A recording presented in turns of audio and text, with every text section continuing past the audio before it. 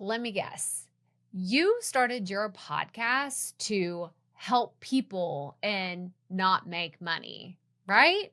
Because I did too. And I fully understand where you're coming from if this has been the goal of your podcast journey this far.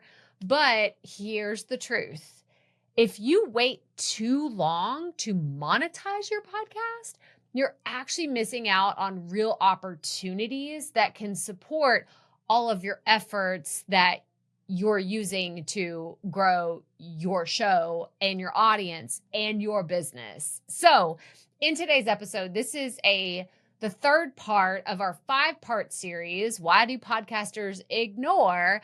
And today we're talking about why do podcasters ignore monetization until it's too late, until you're already like, I've been doing this for years and it's not making me any money. Or you're just like, why am I still doing this? Like, this is not like having the return that I thought it would. But if you never had the mindset that it was going to make you money, then why would your podcast make you money? So that's what we're talking about today. Why do podcasters ignore monetization until it's too late? So let's get right to it.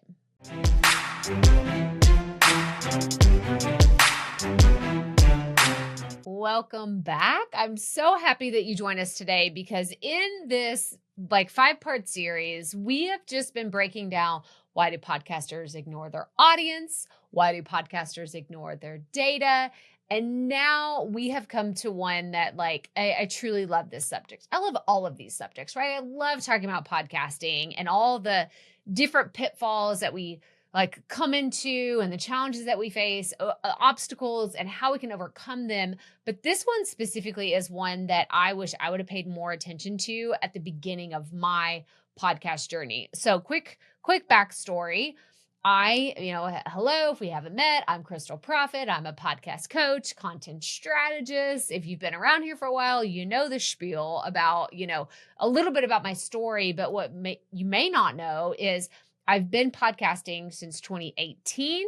I have published over 1,400 podcast episodes to date. It actually might be 1,500 at this point. It's a lot. It's a lot of podcasts that have happened around here. And one thing that I wish I would have done sooner is looked at monetization strategies that could have a bigger impact. And so I want to start there. Like the first segment of today is, why are podcasters putting off monetization? For me personally, and some of the common beliefs that I hear when I get in conversation with podcasters in this community is, well, I don't have a big enough audience yet, right? Like I'll do that when I have millions of downloads and thousands of listeners. And it's a common one that I hear. Another one is, I don't want to sound salesy. You've said that before, haven't you? I see you. Like those of you that are nodding along, like there are so many of you. You're not alone. Like you're not unique in that. There are dozens and dozens of people I talk to on a regular basis that say, I don't sell on my podcast because I don't want to sound salesy. I get it. And then the other phrase is, I'll wait until someone offers to sponsor me. Now, this is a really interesting common misconception that I thought I was alone in thinking this. And turns out when I talk to sponsorship experts like Justin Moore, my friend over at Creator Wizard, like waiting for a sponsor to come knocking on your door is going to be a long waiting game unless you already have millions of subscribers on your YouTube channel, or you have a super large following that catches the eye of just the right, it's one of those right place, right time, lightning in a bottle situations. And I don't think that that's really the strategic move that we should have. I don't think it's the way. I don't think you should sit on the sidelines and wait and hope and pray and cross your fingers and your toes that someone will just knock on your door and say, hey, can I give you some money? It's laughable. And it's not meant to be like, oh, I'm poking fun at someone for having this dream, because I've had it too. It's a very naive thing to think that I'll just keep creating and someone will just knock on my door and offer to hand me some money. It's not how it works, okay? And again, I've published over 1,500 episodes.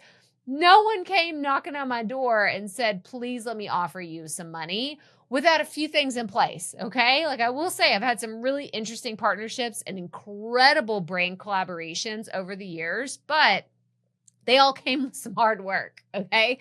It came with some effort on my part, and it came with some proven strategies that I was able to implement before I went and pitched big brands or had partnerships with Riverside and Kit and spoke on stage at Podcast Movement. Like all of these things did eventually happen, but they didn't just happen because I was clicking my heels 3 times like Dorothy and hoping that things would work out.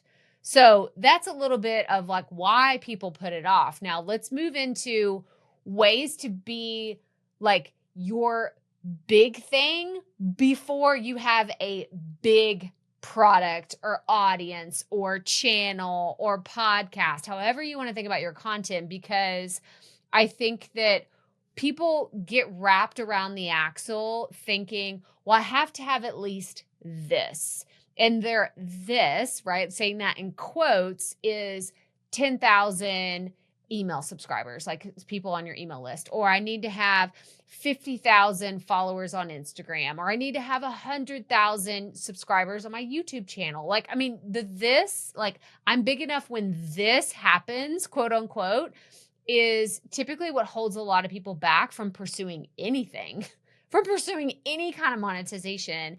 And I can tell you right now, if I look at my content today compared to when I was first starting, I would say, how are you monetizing? You're not at this level that we thought we should be before we make, $20,000 on a deal or $1,000 recurring partnership deal a month from this one company. Like, I'm not still at the level that I thought I should be based on when I first started this journey, yet here I am. And I've made tens of thousands of dollars in my business on very strategic pieces that I have looked at and evaluated over time and have seen a lot of success with specific strategies. So let's break those down. Affiliate marketing, y'all. I have preached this from day one that I love affiliate marketing. I got started with Amazon affiliates back in the day. And then now I've branched out into programs and products and services and things that I promote all the time, like throughout the year. Y'all know if you've been around here for a while, I partner with companies like Buzzsprout and Kit and Engie. I've partnered with Asana previously and Deadline Funnel. Like I could just keep going on with all these other brands I've partnered with. Riverside, that's another one. But at the end of the day, affiliate marketing is really powerful when you can recommend products and tools that you love and get you results. And it's even better when you can mention them casually in your content, like I just did, because you use them all the time and you really, truly love them. So that's kind of my introduction into affiliate marketing. And then that really dominoed into having a proven concept of, yes, I'm an affiliate marketer. I can promote these products and services. I can get results. And then I qualified for programs like Marie Forleo's B School or Amy Porterfield's Digital Course Academy and List Builder Society. I'm an affiliate. I'm a proud affiliate of all of these programs. And it was because I got into action and started promoting the products and services that I loved. And I had proven success that whenever I made an application for the Amy Porterfields and the Marie Forleos of the world, it was an easy yes to say, yeah, well, we'll invite you into our affiliate program because you have these proven successes with some of these other partnerships. So affiliate marketing, you don't have to be big to do that. You can get started with day one. Go through all of your tech stack and the things that you use today that your audience would love and appreciate, and lean into that first. The next one is sponsorships. Like, you don't need thousands of subscribers to get a brand deal. You don't need millions of downloads to start earning money with your content. You really just need a niche focus, a niche audience, and a clear pitch. What does that look like? And I'm not going to get into a lot of detail on this because we've gone pretty in depth on this with Justin Moore. I already talked about him earlier, and I went through his program. So speaking of affiliate marketing, he has a program called Brand Deal Wizard that I went through that I learned all about sponsorships. I'm a proud partner with it. So we'll have a link in the description of today's episode so you can go check it out. But it's one of those things that I truly believe that you can learn from someone like Justin, who has seen thousands of creators have a ton of success with sponsorships with very small audiences. But the difference is they have a very clear niche, very clear topic, and they have a clear pitch for there to be a win-win situation for their brand and the brand that they're partnering with, and have a lot of synergy to make that happen. So sponsorships, go check out our content that we've already gone through with Justin, because it will be a lot clearer in ways that you can monetize today instead of waiting until you're already to the point of like, I'm burned out, my content isn't making me any money, but yet I'm doing this all the time. Don't fall into that trap. Go learn about sponsorships now. And maybe by the end of 2025, you'll be celebrating your very first brand deal. It's exciting, right? That's something that I want you to manifest by the end of this year. I think it would be incredible. Next piece, digital products. Y'all, I love courses. I love templates. I love low ticket offers. I love things that you can create that are specific to your people and your audience, and you're able to create it. It's a one and done for you, but then it's a one to many, and you can sell it to people. I mean, I could go on and on about all the digital products we have in our community. We have Profit Podcasting. We have the Ultimate Podcast Launch Toolkit. We have 1 year of podcast content in 1 hour. We have the Business Booster Bundle. I mean, we have even a Canva template that we created. Like, my low ticket offers used to be around $27, $37. We have things that are $9 and $7 that we offer around here. And they are really lucrative for having something that's a low entry price for people that can learn more about us, like see like, oh, are your products worth it? Like, should I make this bigger investment? Should I join, other pieces of your business and your strategies? And it's a way for them to have that initial customer relationship with you. And I mean, just digital products are a fantastic way to monetize. So if you have courses, templates, workflows, workshops, I mean, the list could go on and on for digital products and how you can sell them. But another piece of this is memberships. I love monetizing with a membership. I have talked a lot about our Podcasters Connect community. So if you're not in there, you can actually join our membership for free. We have a free plan. You can come join us. Go to crystalprofit.com/join. But what this is it's a place for people to connect, learn more about podcasting, connect with other podcasters. But it's also a place where we make money at Profit Media, right? Like, this is something that we offer for free because we think it adds a ton of value to your podcasting journey.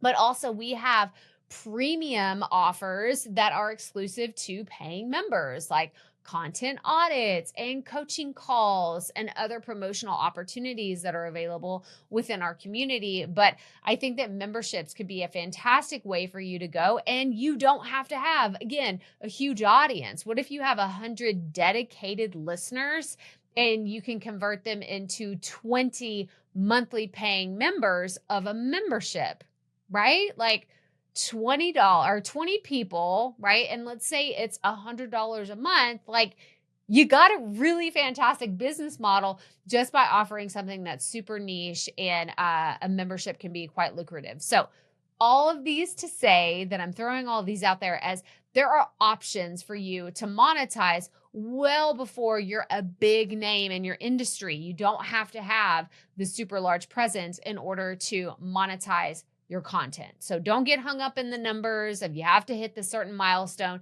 you can get started today with the audience you already have. Now, let's move into the next segment about integrating monetization seamlessly, because I think that this is where a lot of people mess up. Like, this is where it happens. So let me give you some specific examples. So people often go into monetization thinking, it's got to be a hard sell. Like people won't convert unless it's a really hard sell. And I am not good at that. One, this is the mindset again, they get trapped in. I'm not a salesperson. I'm not a marketing person. I'm not this, and this. Like we get into all these mindset blocks that are really keeping you stuck from monetizing. But the other piece of it is that you're just not good at it. You're not good at the segue. You're not good at the, okay, I'm going to lead this up. It's like you psych yourself out. And I've seen this a lot because I've done probably over 200 webinars. I know that sounds pretty crazy, but now that I'm thinking about it, I'm like, over the course of my journey as an online creator, I have done, we'll call them webinars, workshops, trainings, like all the, like, I've done a lot of these. And there is that awkward moment when you're in the middle of teaching and educating and adding value and doing all this. And then you have to make that transition into selling. And man, if you haven't practiced that, it is awkward. Like it is super, super awkward. So this is for all of you that are really struggling with that. You're like, I don't want to be salesy. I'm not a salesperson. I really struggle with this. You need to practice. And what I mean by that is if you are creating your content and you're trying to figure out, well, how do I add in, let's call it affiliate marketing, right? You're going to start doing affiliate marketing in your podcast content, in your YouTube content. How do I make this work without coming off as desperate? I'm trying to just sell them something. I'm trying to do this, and this.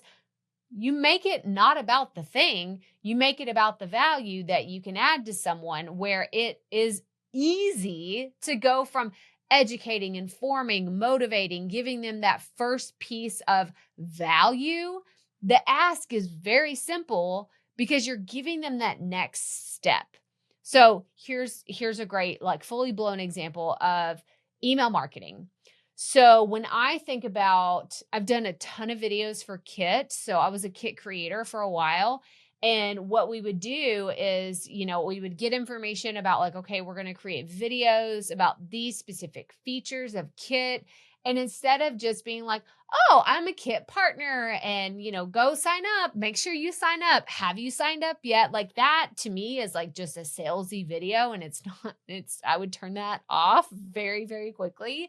But what I did is I made sure that my audience and the people that watch these videos knew that one, I was a user. I had firsthand experience of why this was important. And I really put some applications of, and this is why it should matter to you. And this is how I use it. Here's a real life example of where these applications make sense in my business or for your business. And let me do an actual live demonstration. So again, if you can add the value pieces to whatever it is that you're selling, add stories, add examples, add reasons why you love this product. When you go to tell them, go to crystalprofit.com/kit to learn more, it doesn't feel as weird. It doesn't feel as awkward because I've already given you a ton of value. I've given you so much information about it that it just feels like that's the natural next step. That is what should happen. I would be doing you a disservice if I went on and on and on about like, this is so incredible. It's so amazing. Now you go to a search engine, go find out what the product that I'm talking about, like go look it up, go find your own URL. No, like that is doing my audience a disservice. It's doing me a disservice. And it's doing the partnership that I've created with the brand a disservice if I'm not sharing with you on a silver platter exactly how I use this product, why I love this service, and how you can get actual results in your business by using it too. So that's how you transition easily into monetization. Again, add stories, add personal examples, and add reasons why your audience should care. And it really makes it so much easier. Another piece, if we're talking, so that was like kind of affiliate marketing. If we look at digital products, how are you solving problems for them? How are you solving issues? You can actually tee up and start an entire episode and say, I noticed that, whoever your audience is, struggle with this. and blah, blah, blah. You go into the details, you add some stories, you do this. You know what? We created a product to help you solve that problem. Here it is. And then you go into the details about it. But where I find people make the mistake is they spend so much time talking about their product because the product doesn't speak for itself. If you do a great job laying out the pain points, laying out the issues, laying out the struggles that someone's dealing with, they're going to immediately say, oh my gosh, this person understands me. They must have created the thing that can help me solve my problems because they so deeply understand my problems that this product that they're selling has got to be the ticket to help me answer all of these questions that I have. And if you're not doing that, then maybe your product isn't good and it won't sell. And that's another problem for another video that we can go into. But I want to just kind of close on integrating monetization seamlessly by saying that calls to action are so crucial, so important. And notice you won't necessarily hear me say in any of my content, you should buy this. Just go buy this. Go to this checkout page because that feels so transactional and not benefit driven or value driven. That is what makes it feel salesy. If you're just like, here's the checkout page, go check it out. Bye. Thank you. No, you want to add value, add the benefits of whatever it is that you're selling, and make sure that your audience understands why that matters. Why is it important to you as the guide or the expert on their journey? Like, why does it matter that they use this certain product? Or is it going to save them time?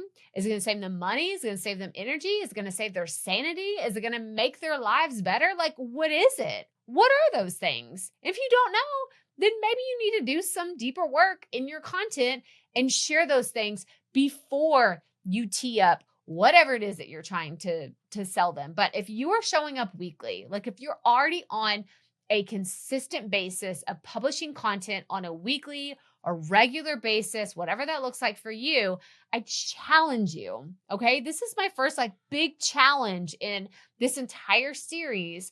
I challenge you to make a very strategic call to action around monetization in your next episode.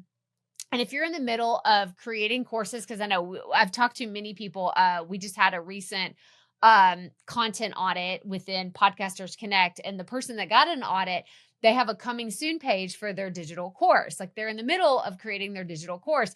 Awesome. What you should do immediately is have a wait list for your digital course. And that is your only call to action that you make until that course is launched. You say, make sure you're on the wait list. The digital course is coming out, whatever date that is.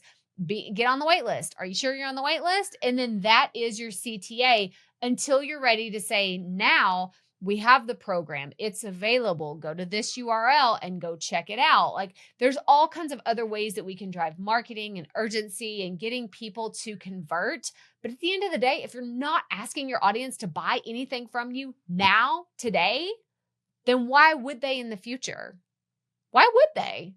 Like it's a fair question. If you've never made that ask, that is your very first step. So that's my challenge to you. In the next 30 days, I want you to put out a piece of content where you are asking people to buy something from you. And you don't have to say, buy this, purchase that. It needs to be a setup of, this is the reason why this is the solution for you. Or this is the reason why this product, service, whatever program changed my life, and it can help you out too. Go to, let them know the URL, and then see what happens. See what happens. The worst thing that could happen is nothing happens. And guess what? You're not doing that today anyway. So you're going to, like, nothing is lost. Nothing will be like taking 10 steps back. You'll actually take a few steps forward, and maybe you have to come back one step and say, oh, that product didn't convert. I didn't make any sales. Okay. Maybe we need to make a different call to action. Maybe we need to work on this. But if you are not doing this today, you're not making calls to action to monetize your content, this cannot be the thing that you continue to ignore because you will start to resent your content. Ask me how I know. That is one of those things my mom told me that's going to be the title of her memoir. Maybe it's already somebody's, but it's Ask Me How I Know. Ask me how I know because I have talked to hundreds of creators that started making their content as a passion project or something that was just going to be a hobby. And then at some point turned into, oh, well, this is part of my business or this is part of that, but they're still not making any money and they're frustrated. They're so frustrated with their content. And then I started digging into it and I'm like, it's because it's not making you any money. And you're paying for all these tools. Maybe you're paying for Buzzsprout. Maybe you're paying for Riverside. Maybe you're paying for Kit. Maybe you're paying for all of these things in your tech stack and you're not making money. So those things pay for themselves and you're frustrated. You feel like you're throwing money down the toilet, setting money on fire, or maybe your spouse or your partner or your best friend is like, how much longer are you going to continue to throw money away on that thing before you give up? Oh, I hate saying that out loud. Like it literally pains me in my stomach to say those words, but I know that those are the conversations that you're having because y'all have told me that those are the conversations that you're having. So if you don't want to be in this same spot by the end of 2025, then you have to do something about it. You have to start making those calls to action. And I'm here. If you need help with that, let me know. If you are struggling with this, I want to know in the comments. If you're watching this on YouTube, let me know what piece of the monetization struggle you are dealing with today. Is it calls to action? Is it having that authentic storytelling that transitions between content to making the pitch? Like, what are you struggling with? Because this is my jam. Like, I've told you, I've produced over 1,500 episodes and I've probably sold something in at least 1,000 of those episodes. So I can help you with a strategic call to action, but I need to know what you're struggling with. So let us know. Send us a fan mail. I want to hear from you. If you're listening on the audio only version, you can go where it says send Crystal a text message, send me a message, and I will get back to you and you'll get a shout out in a future episode. But I want to close this idea of why do podcasters ignore monetization until it's too late with, I think that you don't have to sit here and think, well, I'm not big enough, right? Don't wait to start until you're, quote, this is the goal that I hit. This is the milestone. Start focusing on it now, today, if you want it to actually be something that has an impact on your content and your business in the future. I want you to focus on those strategies that feel authentic to your audience. If I mentioned, memberships and digital products, and you're like, Crystal, my audience isn't interested in that. Great. Stick with affiliate marketing or stick with pursuing sponsorships that are very specific to your niche. People will come to me and say, I have such a specific niche that I don't think, a Buzzsprout or a ConvertKit, or excuse me, I just called them ConvertKit. Shame on me. They are now Kit. They were recently rebranded and they are called Kit now. But that doesn't make sense to me to mention. Awesome. What are the companies that make sense? Let's go after those as strategic sponsor partnerships that you can work on, and let's see how you can get there by the end of 2025. Like, let's not mess around. Let's make this happen. And I want you to think of monetization as part of your journey as a creator and what that could look like for you and your customers. And there's no more of this transactional relationship that you have. What would it look like to have an actual relationship with your audience?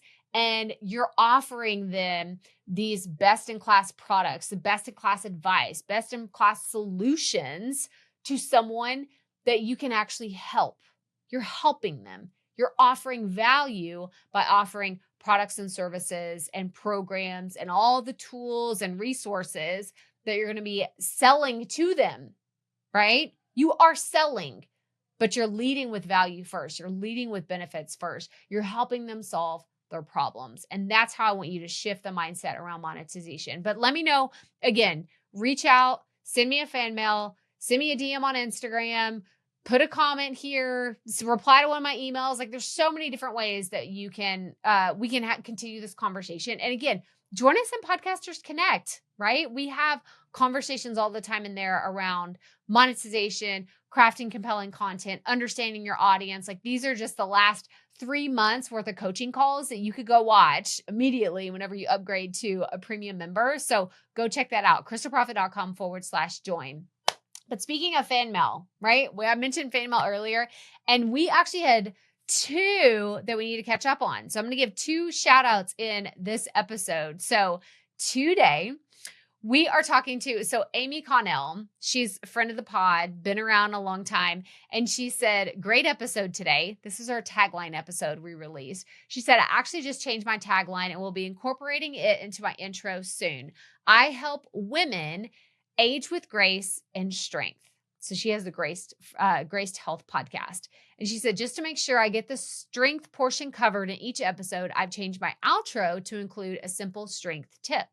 I've also said, that's all for today. Go out there and have a great day since the beginning. So if you haven't listened to that episode, we did a tagline episode recently. We hadn't done one in years. And I was like, it's time. We need to do a tagline episode. So Amy, thank you so much. She's contributed so many of our fan mail chats. And I'm so grateful. And she's a personal friend of mine. And Amy, I appreciate you so much for all of this. Our next one, this was a fantastic one. It says, hi, Crystal. I love this episode and I will be listening to it again. You shared so many great strategies. I appreciate your generosity and love your podcast. Thank you so much.